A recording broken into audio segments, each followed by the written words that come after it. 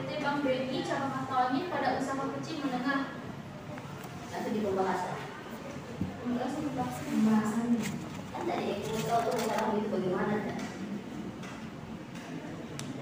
Pengembangan usaha kecil menengah UKM menurut jenis usaha setelah menerima bantuan kredit periode 2019 sampai 2021.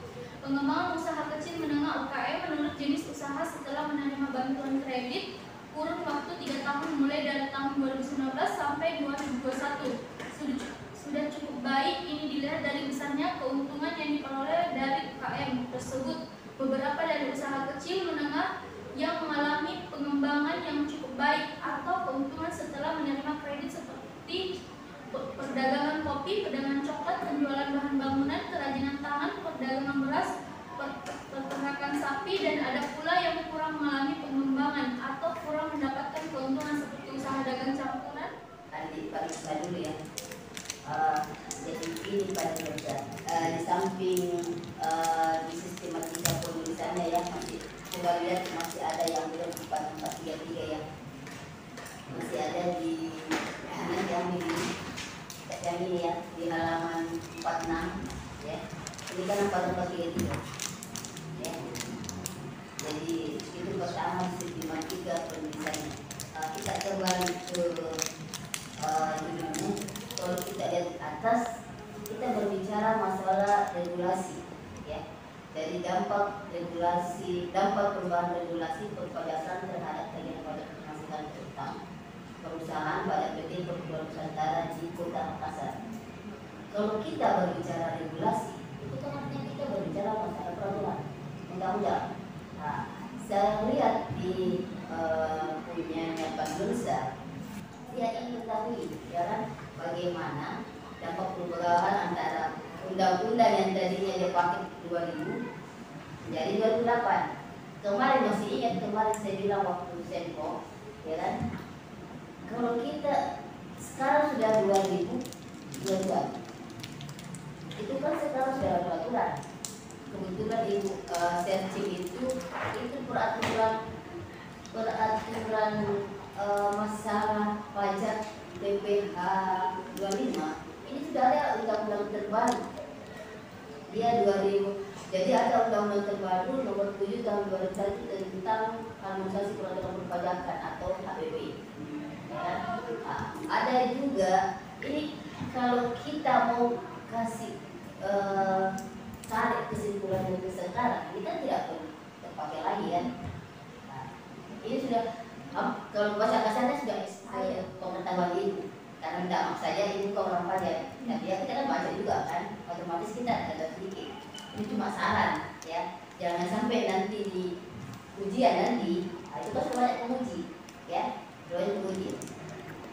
Ada dua masalah yang kamu pecahkan di atas. Pertama itu bagaimana dampak regulasi peraturan ya antara Undang-Undang 2001 dan ALI. Karena saya baca di Undang-Undang 2000 tahun 2000 itu potongan PPh yang kamu ini kan banyak masalah kan banyak ya, yang kamu lihat yang kamu bahas di sini PPh 25. Saya lihat di peraturan nomor 2 tahun 2000 itu dia itu kenanya 25%, ya kan? Terus setelah dirubah menjadi Undang-Undang nomor 36 2008 itu dia berubah menjadi 28%, ya. Ini kan kita mau lihat perbandingannya kan. Nah, kedua, jadi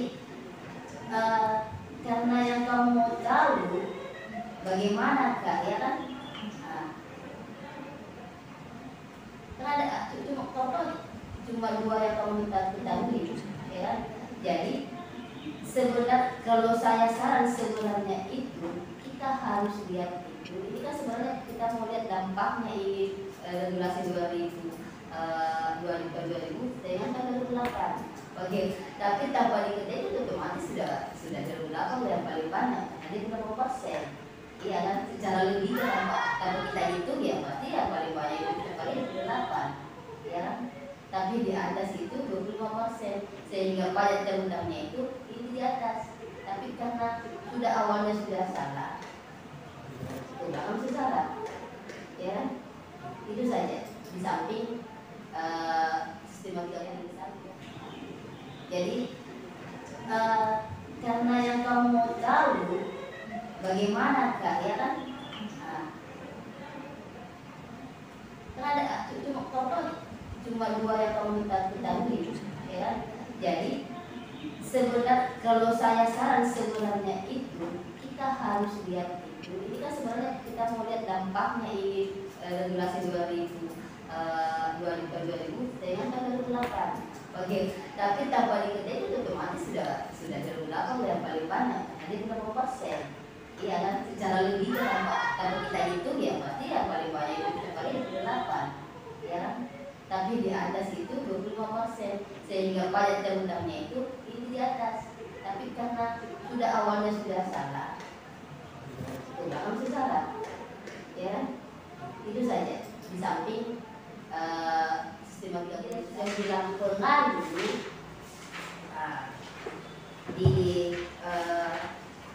di rumusan masalahnya, bagaimana pengaruh kinerja keuangan dan investment terhadap diri perusahaan. Cuma satu, ya, bagaimana.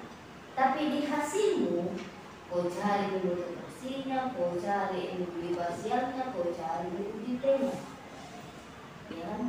Nah, setahu ibu di metode penelitian, kalau judulnya mengatakan bahwa pengaruh kinerja keuangan dan investment opportunity set terhadap diri perusahaan, otomatis ada indikator. Ya. Ini sama punyanya Frida, ya. Ada indikator, tetapi yang dilihat di sini adalah ada laporan keuangan, tapi laporan keuangannya ini dia pakai Astrid, bagaimana penyaluran kan, ya. Tetapi di pembahasanmu ada UIT, ada uji simultan. Tetapi kalau dilihat dari kinerjamu, dari kinerja, dari kinerja sebenarnya itu karena begini, kita mau tahu pengaruh kinerja keuangan dan investment itu terhadap perusahaan. Otomatis kalau kita mau lihat pengaruh kinerja keuangan, kita harus ada indikator. Yang disebut indikator pengaruh kinerja keuangan itu apa? Pengaruh keuangan ada banyak.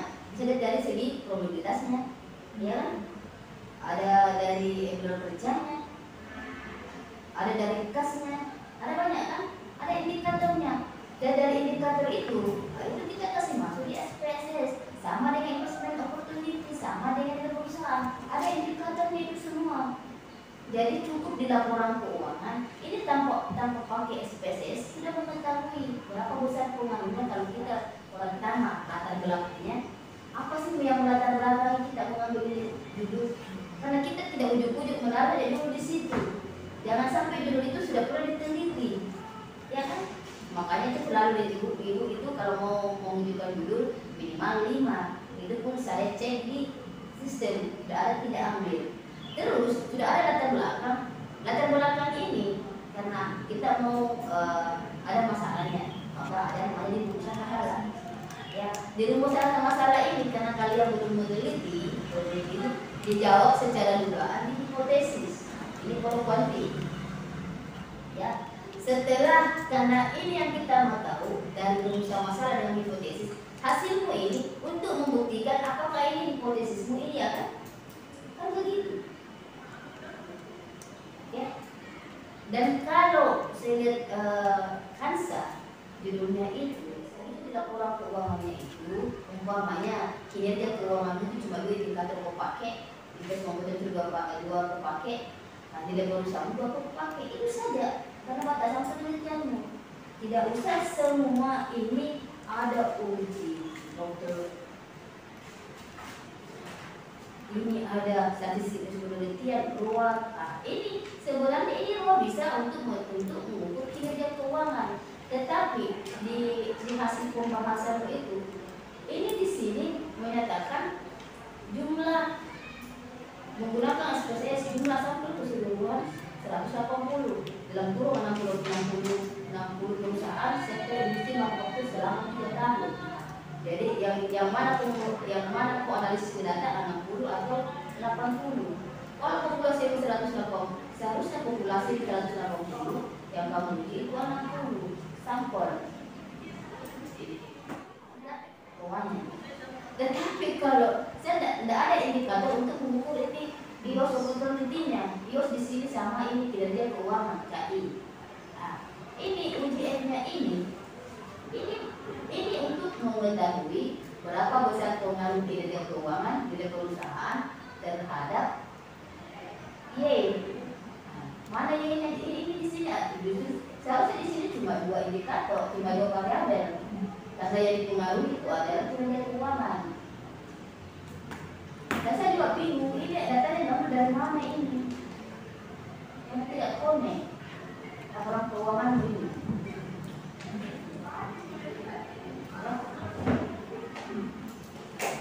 Ini di sini ini ada laporan keuangan ini.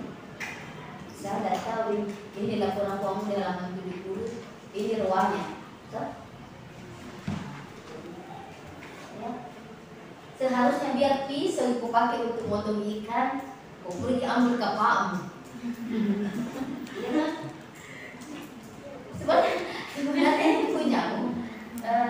Ini kalau ibu lihat ya, saya tidak banyak berlepas, intinya saya tadi karena dari judulnya saja, karena gampang sebenarnya kalau kita melihat dari judul usaha masalah dan kondisinya kuasanya. Saya sudah tidak lihat teorinya. Nah, itu kan sudah dibahas kemarin di pusat. Kita kan ini hasil, kita melihat hasilnya. Apa sih yang kau dapat dari itu? Apa sih yang kau mau? Apa maksudnya? Apa kamu sudah dapat apa masalahmu? Apakah masalahmu itu yang ada masalah sudah kau pecahkan? Kan itu intinya. Nah, masalahmu di sini cuma antara judul dengan masalah di situ ada S1, S2 kuai. Nah, otomatis ada beberapa juga itu kamu tahu bagaimana pengaruh kinerja terhadap perusahaan, bagaimana atau apakah pengaruh kinerja keuangan berpengaruh signifikan terhadap perusahaan, atau apakah investment opportunity berpengaruh terhadap kinerja terhadap perusahaan, apakah kinerja keuangan dan opportunity secara simultan berpengaruh terhadap perusahaan. Itu masalah yang mau ketahui. Tetapi masalahmu di atas ada di sini juga yang dapat kau bahas di sini. Kinerja keuangan dan investment opportunity secara simultan berpengaruh terhadap kinerja perusahaan, tapi tidak ada itu di perusahaan masalahmu. Ya kan? Kalau ibu lihat di atas di masalah ibu itu perusahaan masalah itu ada. Ya. Kemudian sudah tanya, sudah ada kemarin itu yang gampang sama ibunya. Pajri kan juga perusahaan. Kan kalau kinerja keuangannya terus kinerja keuangan perusahaan itu bagus, meningkat terus, otomatis kan perusahaan bagus. Iya kan? Dan untuk mengetahui kinerja itu kan ada banyak. Tidak bisa bilang sama kamu batas saja cuma 2. Atau satu juga kan boleh. Ini kan kenapa sesat? Ini nakal-nakal disertasi. Ada perusahaan. Makanya saya bilang, kamu itu jangan mau diri sendiri. Kau bikin diskusi sesuai kemampuanmu yang kamu tahu. Walaupun begini, walaupun kamu ibu tidak salahkan kalau kau dimatikan. Tidak apa-apa kau dimatikan. Karena jangan sampai di ujian nanti, ujian skripsi, kalian tidak bisa mempertahankan ini. Misalkan dari proposal sudah bilang itu terlalu banyak. Dan ini sebenarnya punyamu ini sebenarnya gampang sekali tanpa menggunakan express S. Bisa. Beda dengan punyanya adekku harus express S karena dia bikin pernyataan. Beda. Ya. Jadi tadi coba mikro dapat. Bantu dong mau ke sentral dia dengan kaya. Kasa mau kerja ikan seharusnya bisa dalam pakai sudah mati gitu kan tanpa pakai. Iya kan? Jadi jangan mempersulit dirimu sendiri. Kau sendiri itu yang dari karena ini saya tahu kalian waktu proposal kan sebenarnya kan saya sudah kasih saran ke tetapi urusan kita kan tidak punya hak. Kalian kan ada berusaha 2. Tapi jangan sampai ini nanti jadi kalau nanti kau kasih masuk di perpustakaan, ini akan ada adik-adikmu. Jadi contoh. Dan sudah sepakat yang mau dijualkan terlalu banyak. Pada dulu sudah, sekarang master. Astri ini, ya kalau saya lihat ya oke lah, Astri, karena dia cuma mana judulnya Astri. Ini kontribusi ya. Kalau judulnya Astrid kan dia di sini mau mengetahui judulnya kan kontribusi penyaluran kredit terhadap pengembangan atau terhadap pengembangan UMKM. Ya. Kalau lihat judulnya di atas, kita semuanya kuali. Jadi sebenarnya kan kuali, tidak ada di sesi. Ya. Dan ini kalau kita lihat di sini tidak ada juga data prima, ya kan? Tidak ada data prima, tapi wawancara pasti ada. Dan ada nasabahmu. Ya. Nah, kalau lihat di atas, pastikan bisa sekali. Baca ya. Saya sebenarnya sedikit susah. Karena ini saya sudah baca. Karena saya lihat di sini, saya mau tanya, ini kamu saya mau konfirmasi sama Astrid. Ini kan di sini kalau kita lihat di atas UMKM itu ada 10 UMKM dari berbagai jenis UMKM, ada 10. Memang 10 UMKM ini yang ada di BNI. Banyak. Nah, terus bagaimana cara menarik sampel dengan nasabah komplek 10 saja? Nah, itu juga menarik sampel tidak begitu. Begini, kalau umpamanya ada 100 nasabah UMKM 100, apakah memang 100 ini nasabah kita ini, apakah memang kita sudah ACC semua kreditnya? Ada berapa?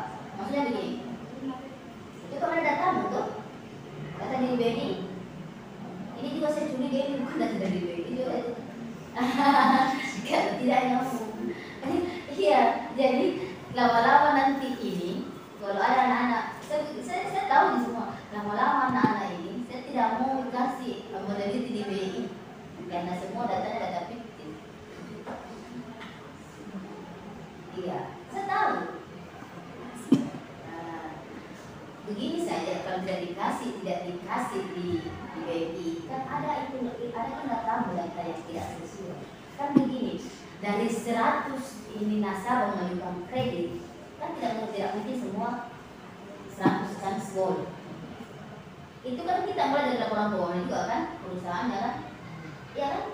Itu kan kau harus ditampilkan juga di atas supaya kau tahu bahwa setelah saya kasih kredit ini, ini kinerja keuangan ini meningkat.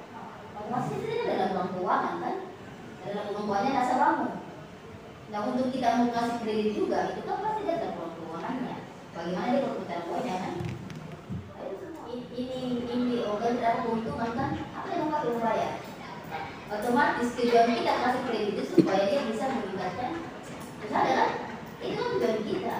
Jadi kalau saya lihat di situ sudah bagus, sudah meningkat labannya. Tapi yang saya melihat di mana tuh ambil total itu meningkat labannya itu perusahaan itu dari 10 organ dari 10. Tidak ada laporan keuangannya.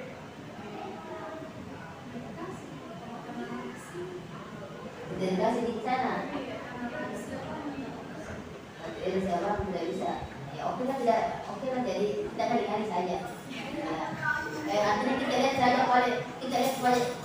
pada dia bahwa dia sudah berhasil itu dari berapa dia bayar per bulannya, ya kan? Artinya di atas kan tidak perlu juga kan? Bagus. Artinya meningkat kita. Oke. Itu sudah dari BNI.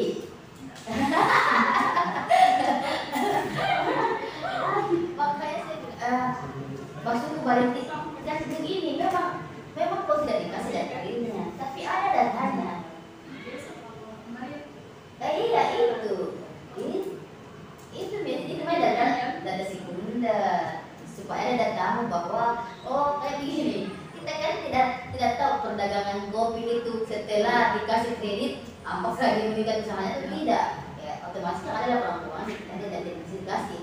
Tapi kita lihat dari bagaimana dia membuat cicilannya, ya kan? Kalau dia artinya oh bagus usahanya, nampaknya kita tutup mata ya, tutup mata saja karena kita tidak, karena kan begini.